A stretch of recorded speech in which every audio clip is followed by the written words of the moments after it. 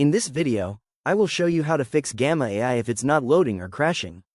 I'm starting on the Gamma dashboard. The first thing to try is to refresh the page. I'll try a quick refresh first. If it doesn't work, I'll then check my Wi-Fi connection to make sure I'm properly connected. Since my internet is working fine, I'll look into clearing the browser data. I'll go to the Chrome menu, select Settings, and then click on Privacy and Security. From there, I'll head into Third-Party Cookies and select See All Site Data and Permissions. In the search bar, I'll type Gamma to locate the site's stored data. I'll click the delete icon next to Gamma.app and confirm the removal. This step clears out any corrupted files that might be causing the crash. Now, I'll go back and reload the page. It's loading the main site perfectly now. I'll click Login and sign back in using my Google account.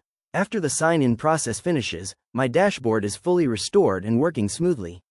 If you're still seeing issues, you can also try opening a new incognito window and logging in from there to rule out any extension conflicts.